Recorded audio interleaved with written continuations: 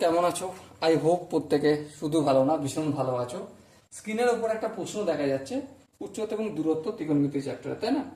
সব প্রশ্নটা কি সেটাকে পড়ে দিই। একটি দণ্ডের দৈর্ঘ্য ও ছায়ার দৈর্ঘ্য অনুপাত 1:√3। তাহলে সাপোজ মনে করো দ্বন্দ্বটা হচ্ছে এখান থেকে এখান পর্যন্ত, ঠিক আছে? এর দৈর্ঘ্যটা হচ্ছে 1 ইউনিট বা 1x লিখছি। 1x মানে x। আর ছাটা নিশ্চয়ই মাটিতে পড়বে, সাপোজ এই জায়গাটায় ছাটা পড়েছে। এটার দৈর্ঘ্যটা কত হবে? √3x। কেন এক্সটা নিচে? এটা সাধারণ অনুপাত। তাহলে এবার আমাকে বলতে হবে সূর্যের উপরে সূর্যের অবস্থানটা কোথায়। সূর্যটা নিশ্চয়ই এইভাবে কোণে অবস্থান করবে, তাই না? সো এই যে কোণটা উৎপন্ন করছে এখানে, এই কোণটার অবস্থান কত ডিগ্রি, এটা আমি থিটা ধরছি। সো এটা আমাকে বলতে হবে। ওকে, এই কোণটার সাপেক্ষে, ঠিক আছে?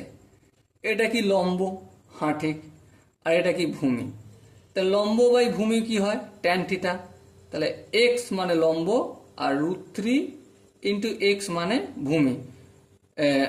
লম্ব বাই ভূমি করলাম, তাহলে এখানে কি করব? ট্যান থিটা করব। এক্স এক্স কাটা যাবে, তাহলে কি থাকবে? 1/√3 ইকুয়াল টু ট্যান থিটা। এবার 1/√3, ট্যান এর কত ডিগ্রির মান? 1/√3 ট্যান এর কত ডিগ্রির মান?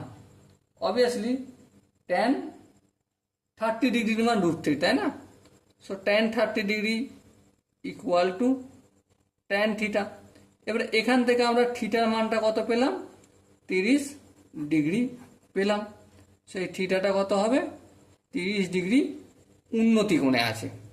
ওকে, so my dear Watson, I hope এই প্রশ্নটার যে কনসেপ্ট, সেই কনসেপ্টটা তোমাদের ভালোভাবে বোঝা গেছে।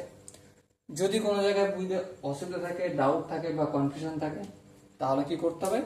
কমেন্ট বক্সে জানাতে হবে। ওকে, সো ডিয়ার স্টুডেন্ট, দেখা হচ্ছে পরবর্তী সেশনে। ততক্ষণ পর্যন্ত ভালো থেকো, সুস্থ থেকো এবং জয় হিন্দ।